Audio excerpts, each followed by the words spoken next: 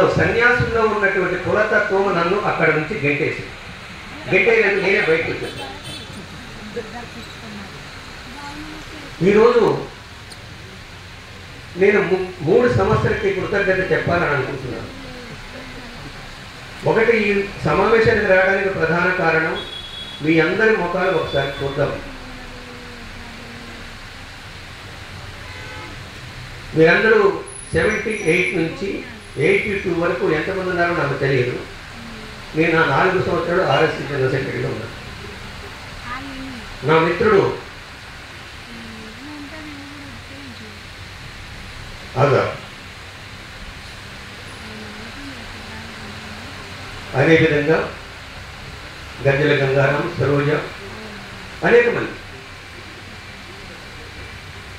వీళ్ళందరినీ ఒక్కసారి మీ అందరూ తలుచుకుందామని చెప్పేసి వచ్చారు. భగత్ సింగ్, చంద్రశేఖర్ ఆజాద్, జార్జిరెడ్డి, జప్పాల చంద్రశేఖర్ ప్రసాద్, జార్జిరెడ్డి, అదేవిధంగా జనార్దన్, సూరపనేని జనార్దన్, అనేక మంది. నేను అనుకోవటం నాతోటి పనిచేసిన వాళ్ళు ఒక 50% కూడా లేరేమో, ఇప్పుడు బ్రతికి లేరేమో.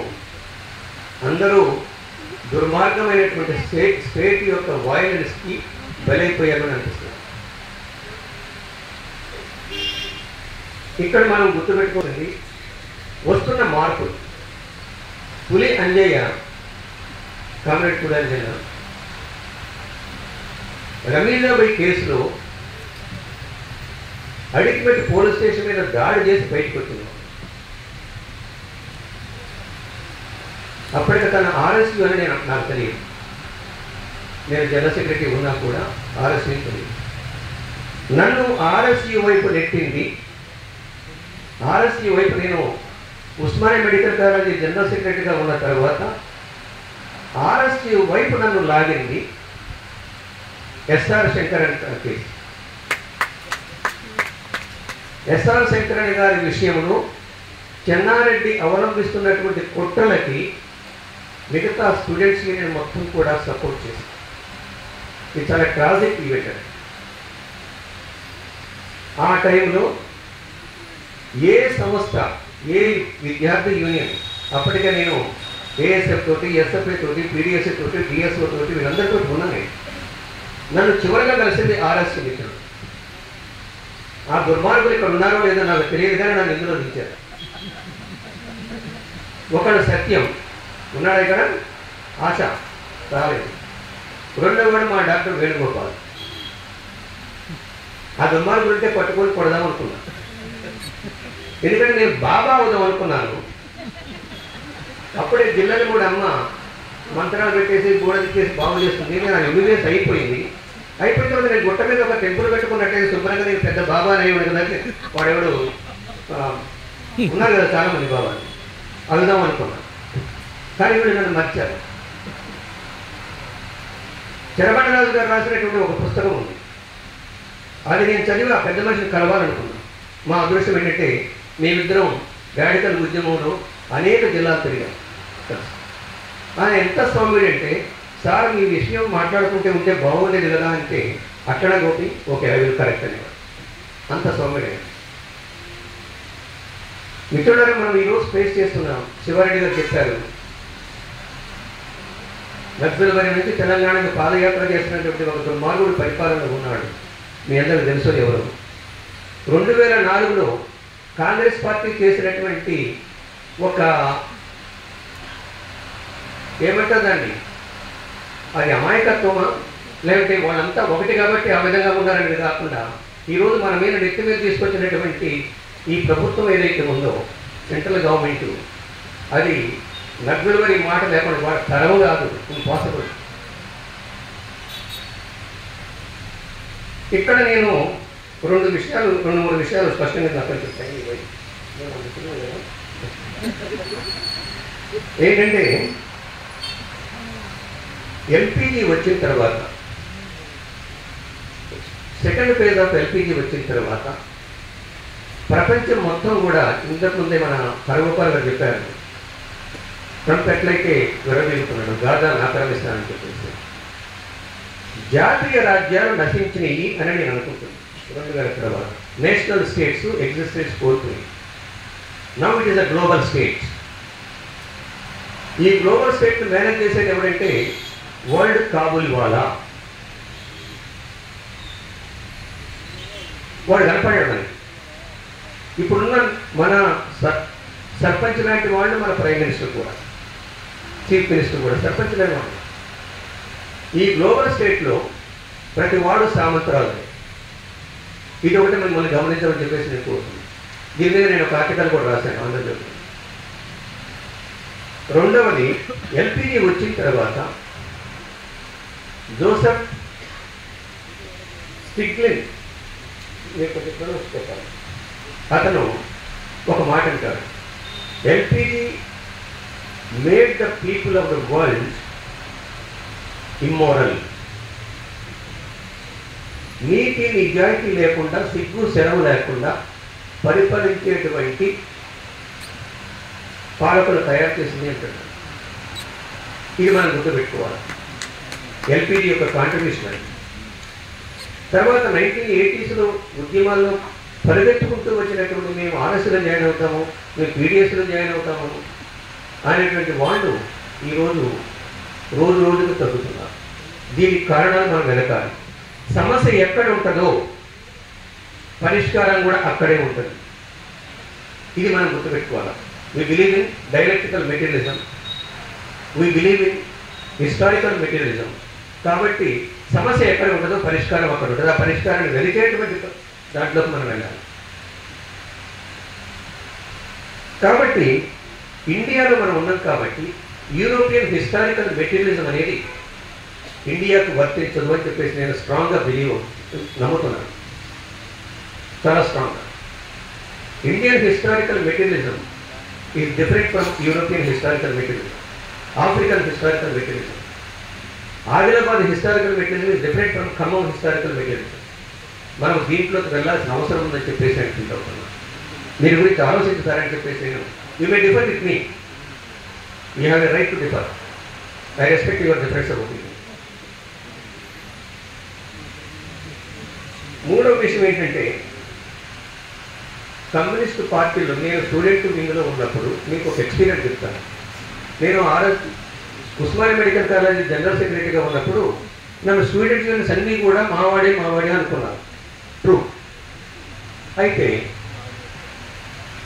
అక్కడ ఎంత ఇంటాలరెన్స్ నాకు కనపడేది అంటే, ఒక స్టూడెంట్ యూనియన్ మీటింగ్కి వెళ్తే ఇంకొక స్టూడెంట్ యూనియన్ రానిపోయింది. ఇది కమ్యూనిస్టులకు ఉన్నటువంటి, I'm sorry to use the word, communist పార్టీలు అన్నిటికీ ఉన్నటువంటి ట్యూబులర్ విజన్ అని చెప్పేసి నేను అనుకుంటున్నాను. ఇస్ అ ట్యూబులర్ విజన్, ఒక స్వరంగ దృష్టి. నీ గోల్ ఒకటైనప్పుడు, నీ గోల్ ఫ్యాసిస్టు ప్రభుత్వాలకి, ఫ్యాసిస్టు రూల్కి, ఫ్యాసిస్టు రిలీజియన్కి వ్యతిరేకంగా మాట్లాడుతున్నప్పుడు అందరినీ కలుపుకొని పోవాల్సినటువంటి బాధ్యత ఉందా లేదా? ఎప్పటికైనా ఈరోజు ఆర్ఎస్సీలో పనిచేసినటువంటి, పీడిఎస్లో పనిచేసిన ప్రదీప్ లాంటి వాళ్ళు వీళ్ళందరూ కూడా ఆలోచించవలసిన అవసరం ఉన్నది. Let us unite. ఈ దేశంలో ఉన్నటువంటి కమ్యూనిస్టులు, ఈ దేశంలో ఉన్నటువంటి విప్లవకారులు, ఈ దేశంలో ఉన్నటువంటి రేషనలిస్టులు, ఈ దేశంలో ఉన్న సామాన్య ప్రజలు, వీళ్ళు మొత్తం కలిపితే 93 to 97% ఉంటారు. కాబట్టి వీళ్ళందరూ యునైట్ చేయాల్సినటువంటి బాధ్యత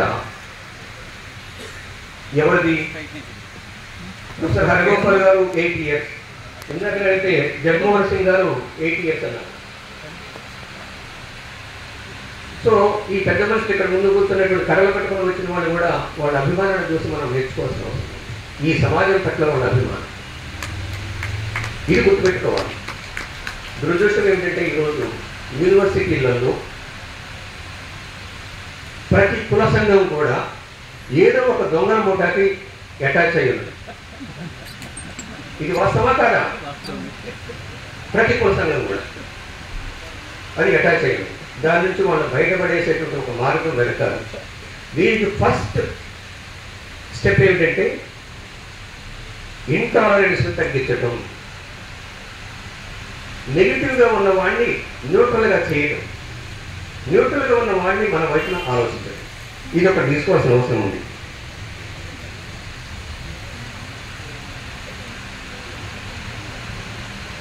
ఇక లాస్ట్లో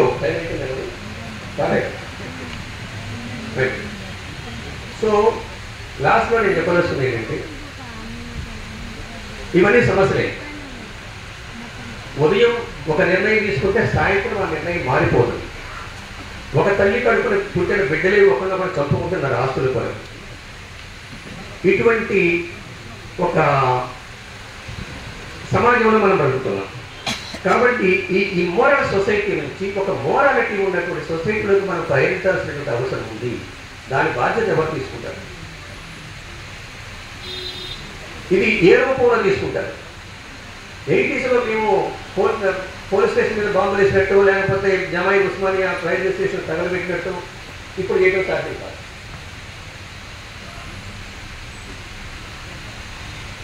నాకు చాలా ఎక్స్పీరియన్సెస్ ఉన్నాయి 4 సంవత్సరాలలో. ఈ ఎక్స్పీరియన్స్ అంతా కూడా మీ ముందు పెడితే వాళ్ళు పోలీసులు ఇమీడియట్గా నాకు అక్కడే గేట్ ఆర్డర్ చేస్తారు. నేను చెప్పదలుచుకోలేదు. చాలా విషయాలు చేశాను. కానీ ఇప్పుడు దానికి ఇప్పుడున్నటువంటి youth mind, student mind is not prepared. దాన్ని అర్థం చేసుకోవాల్సిన అవసరం ఉంది. సోషల్ ట్రాన్స్ఫర్మేషన్ జరగాలనుకున్న వాళ్ళు, ఈ సమాజం బాగుపడాలనుకున్న వాళ్ళు, మనమందరం కూడా కలిసి యునైటెడ్గా ఒక రెసిస్టెన్స్ ఇవ్వాల్సిన అవసరం. ఈ రెసిస్టెన్స్ అనేది it may not be radical, it may not be ML party, it may not be Marxism Leninism Maoism, it may not be. ఈరోజు ఆర్ఎస్ఎస్ శాఖలు 300 శాఖలు చూస్తే వేణుగోపాల్ చెప్తాడు, వీక్షణ వేణుగోపాల్ 65 లక్షల సైన్యం అంటుంది. మన దగ్గర ఎంత ఉంది? ఈ 65 లక్షల సైన్యాన్ని నాకు ఆశ్చర్యం వస్తుంది. మనం ఆ ఊరు వెళ్తే చాలా రిమోట్ విలేజ్ అది, అక్కడ జై శ్రీరామ్ అని స్లోగన్స్ ఉన్నాయి. చాలా రిమోట్ విలేజ్, ఎడ్యుకేషన్ నీల్. ఆ ఊళ్ళో నుంచి ఫస్ట్ 10th క్లాస్ పాస్ అయిన నేనే. కాబట్టి మిత్రుడు అలా ఎంతవరకు పోతున్నారు వీళ్ళు? ఈ ఫ్యాసిస్ట్ ఫోర్సెస్ యొక్క టెంటకిల్స్ విషకవలి ఎంతవరకు పోతుందనేది మనం అందరం ఆలోచించాల్సిన అవసరం. దానికి ఫస్ట్ ప్రపోజల్ నేను మీ ముందు పెట్టేది ఏంటంటే, ఏఎస్ఎఫ్ నుంచి ఆర్ఎస్యు వరకు ఉన్నటువంటి వాళ్ళు, ఏఎస్ఎఫ్, ఎస్ఎఫ్ఐ, టీడీఎస్యు, డిఎస్ఓ, ఆర్ఎస్యు, ఇందులో పనిచేసినటువంటి ఈ మైండ్స్, ఇది వాల్యుబుల్ మైండ్స్, నాలెడ్జబుల్ మైండ్స్, ఇవన్నీ కలిసి మళ్ళీ ఎక్కడే కూర్చోవాలని చెప్పేసి నేను ప్రదీప్ గారికి వీళ్ళందరికీ అప్పీల్ చేశాను. అదేవిధంగా నేను ఖమ్మం నుంచి వచ్చాను. ఖమ్మంలో సిపిఐకి సిపిఎంకి థియరిటికల్గా డిఫరెన్స్ ఏం లేదు. రాజకీయ పరంగా ఎన్నికలలో కూడా ఏమాత్రం డిఫరెన్స్ లేదు. But why they are different? అదేవిధంగా CPI, CPM and ML party, వీళ్ళందరూ కూడా ఎంఎల్ పార్టీ కూడా డిఫరెన్స్ ఏం లేదు. వాళ్ళు ఎన్నికలు పాల్గొంటారు, వీళ్ళు ఎన్నికలు పాల్గొంటారు. వాళ్ళు కులాన్ని ఉపయోగిస్తారు, వీళ్ళు కులాన్ని ఉపయోగిస్తారు. వాళ్ళు దొంగ ఓట్లు ఇస్తారు, బైఫోర్స్లో వీళ్ళు దొంగ ఓట్లు ఇస్తారు. మరి మన మధ్యలో డిఫరెన్స్ ఏమిటి? ఒకరి చూసి ఒక రాడు. మేము భారత బజావ పెట్టినప్పుడు నేను first time in Indian communist history 11th and 12th of March 2023 అప్పుడు అన్ని ఎంఎల్ పార్టీ గ్రూపులన్నీ వచ్చేసి సిపిఐతో సహా, సిపిఎంతో సహా వచ్చి స్టేజ్ మీద కూర్చున్నారు. ఒక సీనియర్ కామ్రేడ్ చెప్పాడు, ఇది ఫస్ట్ టైం సార్ మేమంతా కామ్రేడ్ మేమంతా కూడా ఇక్కడ కూర్చోవడం చెప్పి. మిత్రులారా, మన ముందున్నటువంటి చాలా ప్రమాదకరమైన సమస్య ఉన్నాయి. ఆ ప్రమాదకరమైన సమస్య ప్రశ్న గొంతులు నొక్కేయటం. నువ్వు ఏ పార్టీకి అటాచ్డ్ అనేది వాడికి అనవసరం. గౌరీ లంకేష్ని, కల్బుర్గి, మనసారి వీళ్ళందరూ ఎక్కడ చెప్పారు. కాబట్టి మనం ఒక ఎజెండా తయారు చేసుకోవాలి. మన భాష మారాలి, మన అప్రోచ్ మారాలి. వాడు ఇచ్చిన ఎజెండాని మనం ఇంప్లిమెంట్ చేయొద్దు. పాలక ఫ్యాసిస్ట్ ఫోర్సెస్ ఇచ్చిన ఎజెండా ఏమిటంటే డివైడ్ అండ్ రూల్ అనేది వాళ్ళ పాలసీ. మన ఫిలసాఫికల్ ఎనిమీ ఎవడో మనం గుర్తుపట్టాలి, మన ఫిజికల్ ఎనిమీ ఎవడో గుర్తుపట్టాలి. దీన్ని గుర్తుపెట్టడానికి మొట్టమొదట enlightened minds should SIT. I request the RSU to ASF, వీళ్ళందరూ కూడా ఆ కాలంలో 80s 90sలో పనిచేసినటువంటి ఈ మేధావర్గం మొత్తం కూడా, మీరు ఎక్కడైనా ఉండండి, మీరు వ్యాపారాలు చేస్తుండగా, డాక్టర్ చేస్తుందా, వకీలు చేస్తుందా, లేకపోతే రౌడీజం చేస్తుందా పక్కన పెట్టండి. వచ్చేసి కూర్చోండి. ఇక్కడ కూర్చొని ఒక united front from people's resistance front ఒకదాన్ని తయారు చేద్దాం. పీపుల్స్ రెసిస్టెన్స్ ఫోర్స్ తయారు చేసి దానికి గైడ్లైన్ చేద్దాము. యూత్ని అట్రాక్ట్ చేద్దాము. యూత్ ఈరోజు అసలు ఇండియాలో మేజర్ ప్రాబ్లం ఏంటంటే అన్ఎంప్లాయ్మెంట్. ఈ అన్ఎంప్లాయ్మెంట్ అనేది వాడు ప్రక్కన పెట్టేసి ఇది వికసిత భారత్, విశాల భారత్, సబ్కా భారత్ అని మాట్లాడుతుంది. సో దీన్ని మనం గుర్తుపెట్టుకొని స్టేట్ పవర్ వాళ్ళకి వచ్చింది, స్ట్రీట్ పవర్ వాళ్ళ చేతిలో ఉంది. స్ట్రీట్ పవర్ తోటి వాళ్ళు మనం ఎక్కడైనా చంపేసి దానికి సిద్ధంగా. నేను చివరికి చెప్పాను ఒకసారి ఒక ప్రెస్ మీట్లో, ఒక ఎన్ఐఏ క్యాండిడేట్ నా దగ్గరకు వస్తే డిఎస్పీ మీరు ఏం చేస్తారు నన్ను 20 సంవత్సరాల ఏజ్లోనే నాకు ఏం బేకలేదు, ఇప్పుడు ఏం చెప్తారు మీరు? ఇప్పుడు నాకు 74, ఇప్పుడు ఏం చేస్తారు? నన్ను 2 విషయాలు మీ చేతిలో ఉన్నాయి. ఒకటి నన్ను స్ట్రీట్లో బజార్లో చంపడం, లేకపోతే జైల్లో పెట్టడం. అంటే మనం జైల్లో పెట్టడం, ఎందుకంటే మీరు అక్కడికి వచ్చి ఆర్గనైజ్ చేస్తారు, మీరు జైల్లో పెట్టడం. సో మిత్రులారా, లెట్ us యునైట్. ఈ ఫాసిస్ట్ ఫోర్సెస్ని, ఈ దుర్మార్గమైనటువంటి రౌడీ మోకల్ని అడ్డుకోవాలంటే 80s ఈ సంఘాలని ఏది మన స్టూడెంట్ వింగ్స్ అన్ని కూడా ఏ విధంగా పనిచేసిందో దానికి ఒక ఆక్సిజన్ ఇవ్వడానికి మనం ప్రయత్నిద్దామని చెప్పేసి నాకు ఈ అవకాశం ఇచ్చినందుకు మీ అందరికీ ధన్యవాదాలు చెప్తూ